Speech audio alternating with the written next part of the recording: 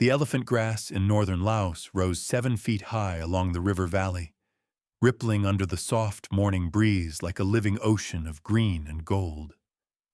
The stalks were dense enough to hide a person entirely, and the undulating terrain formed natural waves that could conceal whole squads if they knew how to work the land.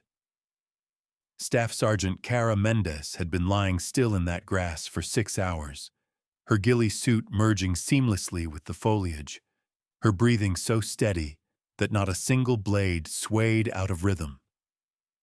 30 years old, lean and compact at 5'7", with black hair tucked beneath camouflage netting and dark, precise eyes capable of catching movement at ranges most people would miss. Beside her rested an M110 semi-automatic sniper rifle, a weapon few shooters ever mastered. But Cara Mendez was far from ordinary. 200 meters ahead, a SEAL team moved silently through a dry creek bed, conducting what should have been a routine recon mission through hostile jungle territory. Lieutenant Commander Ryan Cross led the 4-man element with the calm assurance of a man seasoned by dozens of operations.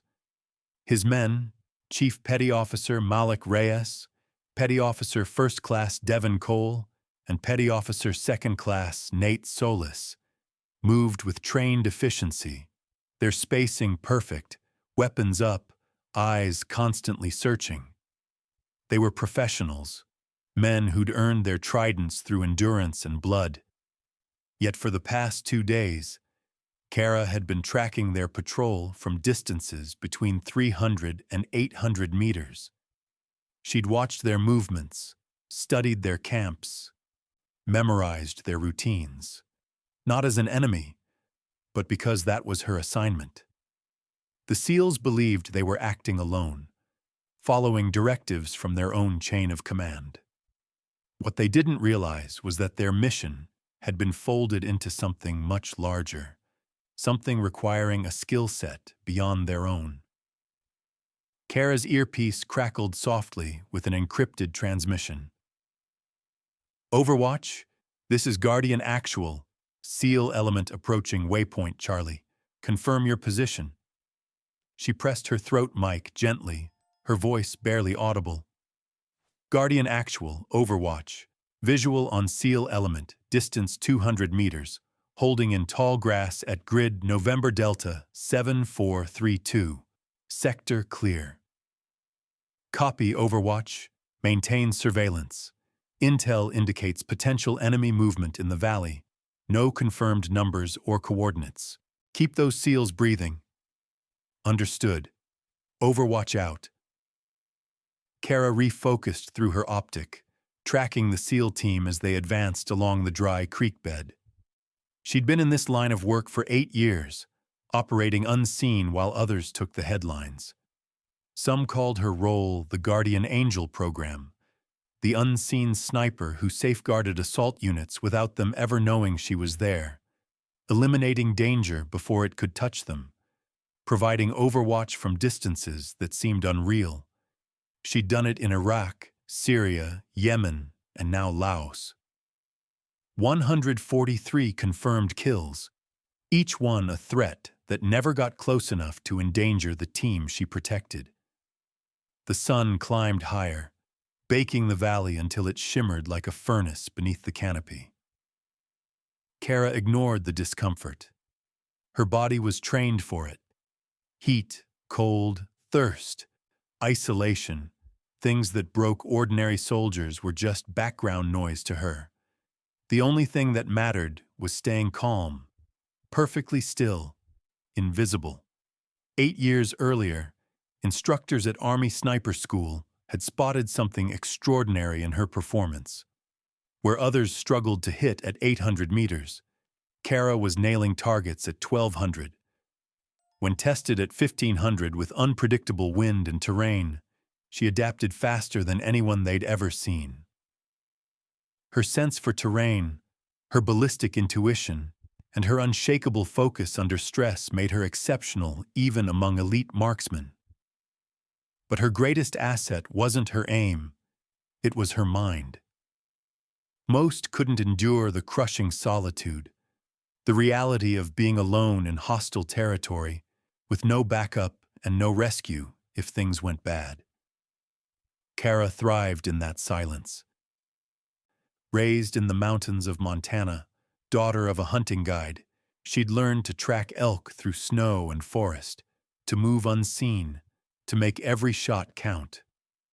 Solitude didn't scare her, it steadied her. The Army realized they'd found something rare and built a mission doctrine around her skill set, giving her advanced training, state-of-the-art gear, and the autonomy to work almost completely off the grid. In return, she'd spent 8 years watching over warriors who never knew she existed. At 10:47 hours, the mission shifted. Cross's team entered a natural choke point where the creek narrowed between two jungle-covered ridges, solid cover from direct fire, but dangerously poor visibility of the high ground around them. During a security halt, as they checked maps and prepared to press toward the objective, Devon froze mid-motion, his hand snapping up in the universal danger signal. Kara saw at the same instant movement on the ridgeline to the east, roughly 1,500 meters from the SEAL's location.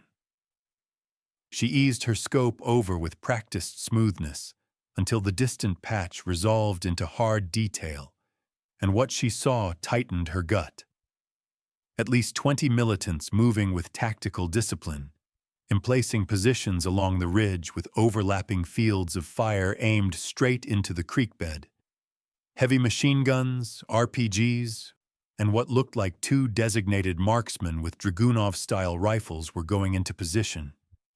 This wasn't a random patrol bumping into Americans. It was a planned ambush, and the SEALs had walked into the kill zone. Cross spotted it a heartbeat later, and his voice came on the radio, controlled but urgent. "All stations, this is SEAL 1. Eyes on enemy force. Approximately 20 personnel bearing 090, distance 1,500 meters. They're emplacing an ambush. Need immediate fire support." Their TOC answered flat. "SEAL 1, Guardian actual. Closest KAS 12 minutes out. Artillery unavailable due to civilians. You need to disengage and move to alternate extraction." "We're in a bottleneck with limited mobility," Cross shot back. "If we move, they'll see us and we'll be exposed. If we stay, they'll pin us with superior numbers and firepower." His assessment was brutally accurate. They needed options that didn't involve getting shredded. Kara was already working before the comms finished. She'd been here before. Friendly forces trapped, enemy at distance, no near support. Exactly the scenario she was built to fix. Her fingers danced over the M110 with calm efficiency, checking the chamber, confirming her dope card for 1,500-meter shots in the current wind, and settling into a firing position that would allow sustained engagement. The M110 wasn't designed for 1,500 meters. It's a semi-auto optimized for up to 800, maybe 1,000 in ideal conditions. So 1,500 sat at the extreme edge of its effective envelope. Still, Kara had made shots like this before, knew the ballistics intimately, and could compensate for wind, elevation, Coriolis, and the dozen tiny variables that turn a possible hit into a miss. She keyed her throat mic. "Guardian actual to Overwatch. Clear line of sight to enemy position. Request permission to engage." After a pause, Colonel Rachel Foster's voice came on.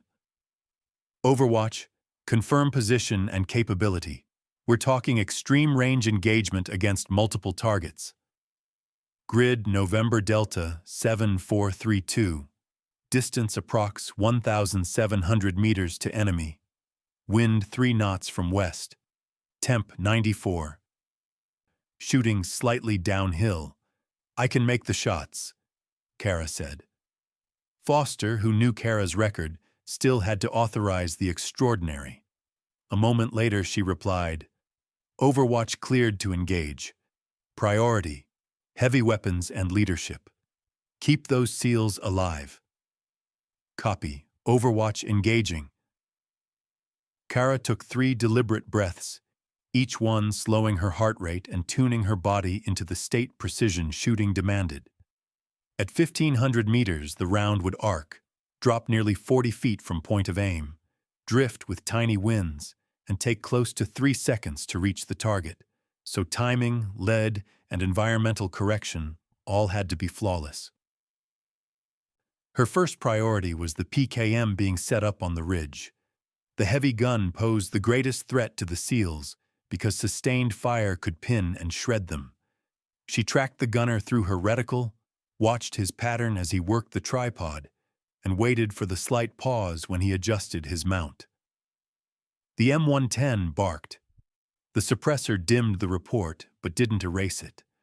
The round left the barrel at a high muzzle velocity and traced a long arc across the valley. 3 seconds later, the PKM operator collapsed like a puppet with cut strings, killed by a shot he never saw. The militants froze. Confused about the shot's origin, 1,500 meters was outside their expectation, and the suppressor masked directional clues, buying Kara the split second she needed for a second round. The RPG gunner lifting his launcher to fire toward the creek bed. Her second bullet punched his chest, and both he and the launcher tumbled back among the rocks. And now the enemy was scrambling, trying to find cover and to discover who was killing them. Some opened fire wildly in scattered directions, but none trained on Kara's actual hiding spot. The distance and her flawless concealment kept her completely unknown. SEAL 1. This is Overwatch. I've eliminated 2 threats, including the machine gun and RPG, working through remaining targets, she reported into the earpiece. And Cross's reply came back with barely contained astonishment. Overwatch, we don't even see where you're shooting from. What's your position? Kara's answer was brief and professional. That information is classified. Trust that I have your back and stay in cover while I work. And she was already onto her third acquisition. A Dragunov-equipped marksman methodically scanning the valley through his scope, dangerous if he located her. He didn't get the chance. Her third round sent him sprawling, his rifle clattering down the rocky slope, and the enemy's tactical cohesion began to fray under the psychological pressure of an unseen shooter killing them from impossible range. Several fighters pulled back into deeper rock and jungle cover, while others scrambled to erect hasty defenses. But they were wrestling with a threat they couldn't locate. Kara systematically engaged remaining high-value targets. The second Dragunov shooter, who appeared to be issuing orders, likely a squad leader, an RPG gunner trying to reoccupy position. Each shot a separate calculation, blending applied physics and human variables. Wind drifted subtly as the morning heat generated thermals that nudged trajectories. She compensated for every change and made each round count, her breathing perfectly controlled between shots, inhaling slowly and exhaling to find that natural pause where her body was utterly still, then easing pressure on the trigger so the rifle's discharge felt almost like a surprise. She followed through, tracking impacts through the scope and computing the next engagement before the previous target hit the ground. After about 15 minutes of continuous action, the hostile element broke. 8 fighters were down, dead or seriously wounded, and the rest withdrew into the rocks and jungle, neutralized as an immediate threat. The ambush that should have wiped the SEALs out had been methodically undone by one shooter operating at extreme range. SEAL 1. This is Overwatch. Enemy force has withdrawn. You are clear to move to your alternate extraction point. I'll maintain Overwatch during your movement. After a long pause, Cross said, Overwatch, I've done this for 12 years, and I've never seen shooting like that. Who the hell are you? Kara allowed herself the smallest smile, replied, someone who's very good at their job. Now move your team before they regroup. And the SEALs displaced from the creek bed with textbook bounds while keeping security. She tracked them through the optic and planned to hold position at least another hour to ensure they reached extraction safely. But at 11:34, she spotted more movement to the south, a separate element of roughly a dozen fighters maneuvering to cut off the SEALs' withdrawal route. Using dead ground to stay hidden from the SEALs, while from Kara's elevated vantage, 1,700 meters away, they were completely exposed. SEAL 1, Overwatch. You have another enemy element moving to cut you off from the south. I count 12 personnel moving through the weir at grid November Delta 7648. They're trying to get ahead of you, she reported. Malik's voice came back this time. Overwatch, we don't have a good angle on that position. Can you engage? Kara was already shifting aim and answered, engaging now, even though the range was nearly 1,800 meters with an unfavorable wind. She was pushing the M110 far beyond its intended envelope, but letting the SEALs walk into another ambush was not an option. Her first round at the new group came up short, striking rock near a fighter rather than the man himself, an overcorrection for wind. So she mentally recalculated the wind value based on observed impact, adjusted a subtle half-minute of angle, and fired again. That correction, small on paper, translated to inches at the target at that distance, and the second round found the lead fighter, dropping him and scattering the column into open terrain with few options, while Kara methodically worked them down with mechanical precision, acquire, calculate, breathe, squeeze, each shot a solved problem, each threat eliminated, the semi-auto M110 allowing her to sustain a rhythm of roughly one impactful shot every 12 seconds as she reacquired targets and compensated for changing conditions. By the time Kara had fired 20 rounds, the southern element was essentially neutralized, survivors scattering back toward their original positions and abandoning any thought of taking on the Americans. SEAL 1, Southern threat neutralized. You're cleared to continue movement, came the call, and this time it was Lieutenant Commander Ryan Cross answering, his voice carrying something beyond professional gratitude as he said he'd buy her any drink when they got back, because that had been the finest shooting he'd ever seen. Kara answered dryly that she didn't exist on after-action reports and that the conversation never happened, but she acknowledged that whoever she was had saved 4 lives that day. She stayed in position for another 90 minutes, tracking the SEALs until helicopters lifted them out of the valley, and only after confirming they were safely airborne did she ghost through the elephant grass herself, leaving no sign anyone had been there.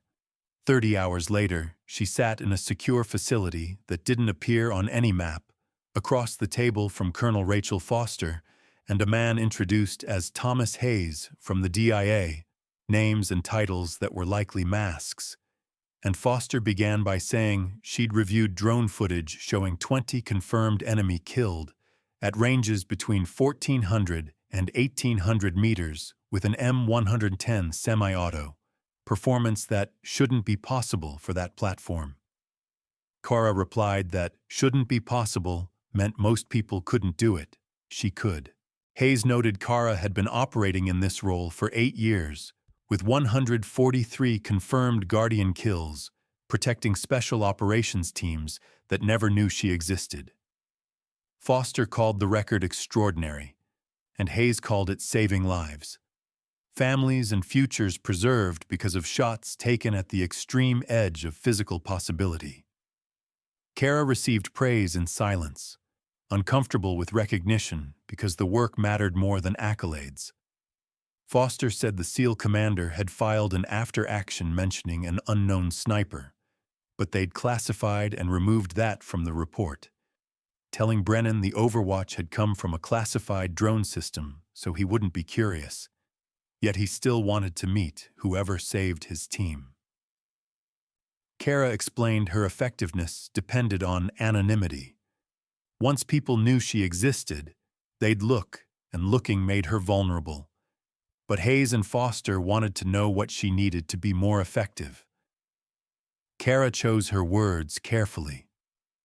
A better rifle system, because the M1-10 forced her to operate beyond its design, and a 338 Lapua Magnum would give her another 500 meters of usable range. Advanced meteorological gear so wind estimates wouldn't be guesswork. And importantly, the ability to train others. She couldn't be everywhere at once, and a small cadre of Guardian snipers could multiply coverage and save more lives. Foster and Hayes exchanged looks, then authorized equipment upgrades immediately and agreed to consider a training program, with Hayes offering to start recruiting 5 already advanced snipers for a 6-month specialized course as a pilot.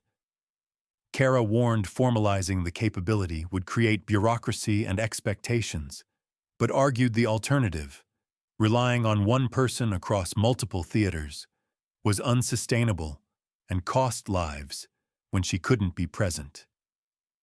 The meeting ended with approvals for kit upgrades and conditional backing to develop a course. And Kara left already thinking about the next team that would need protection they would never know they had. 6 weeks later, she was in Syria in the rubble of a collapsed building, watching a Delta Force team hit an ISIS command node. The new custom 338 Lapua performed flawlessly past 2,000 meters. She cut down 3 fighters moving to flank the assault, and the Americans completed their raid unaware she had been there, the heavier round holding energy, resisting wind, and delivering devastating terminal effects. With upgraded optics and weather sensors, she operated at a level that a few months earlier had seemed impossible, and 4 months after that, she was standing at a remote Virginia facility running her first Guardian sniper class. 5 meticulously selected candidates with advanced sniper qualifications, the psychological steadiness required for isolation, and the technical skill to learn how to protect teams from a distance they would never suspect. She taught everything she'd learned over 8 brutal years: advanced ballistics, extreme range engagement techniques, concealment tradecraft, and the mental discipline to lie motionless for days while staying razor-sharp. The course was relentless, pushing students through scenarios that simulated real operational stress, forcing them to hold awkward positions for 12-hour stretches while maintaining absolute vigilance, and training them to solve complex ballistic problems in their heads while exhausted and under pressure. Most importantly, she hammered home that Guardian work demanded a different mindset than conventional sniping. This wasn't target hunting, it was protection, which sometimes meant the hardest choice was not pulling a trigger, because firing would endanger the people you were trying to save. 3 of the 5 candidates graduated. They deployed across theaters, each one providing the same invisible overwatch Kara had forged, and the capability grew slowly and deliberately, always wrapped in the secrecy that made it effective.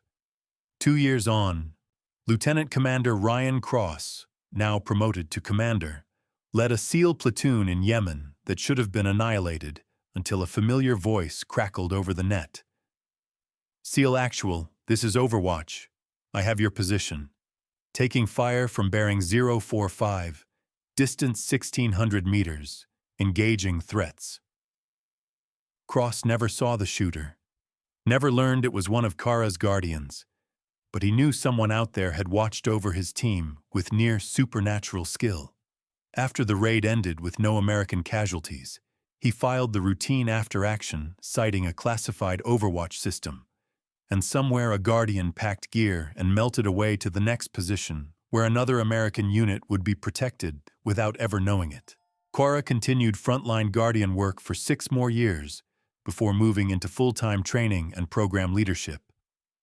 By retirement, The program fielded 15 operators providing overwatch across 6 combat zones, and her personal ledger read 143 confirmed kills, each one a threat neutralized before it could harm U.S. forces. Most of the people she'd saved never knew her name or face. Late at night, she still replayed that day in the river valley. The SEAL team that should have been wiped out. The shots she'd taken at the ragged edge of what was physically possible. The 4 men who went home because she'd done her job perfectly. She remembered Cross's voice, the recoil against her shoulder, the 3-second delay before impact, the tiny, private satisfaction of watching threats vanish before they could hurt those she protected. She remembered the heat and the scent of grass, the absolute focus every shot demanded, and why she'd spent 8 years lying in tall vegetation, making impossible shots, because the work mattered more than recognition. Not glory, just the knowledge that somewhere American warriors were coming home because she'd been there unseen, always watching, ready to rise from the grass when they needed her. Years later, asked to address a closed-door session of senior leaders about the Guardian program, she kept it short. The operators we protect are the spear's tip. They take the dangerous missions and the impossible objectives. But every spear needs a shaft, and every sword needs a hand. We're not the celebrated warriors.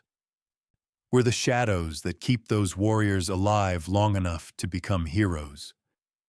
When a general asked what sustained her through long, isolated hours, she answered plainly, "Every time I look through the scope and see Americans doing their jobs downrange, I remember they're somebody's son or daughter or parent with people waiting for them at home. My job is making sure they come back. That's all the motivation I've ever needed." The Guardian program outlived her service, but every operator who passed through carried her core lesson. The best shot is the one the enemy never sees, and the best mission is the one where those you protect never know you were there. The wolf doesn't announce itself to the flock. It simply does what wolves do when sheep need protection, and sometimes the most crucial victories are the ones nobody ever learns about. Thanks for watching. Every woman has a story worth telling. Join us on Captain Joe's Stories to hear them.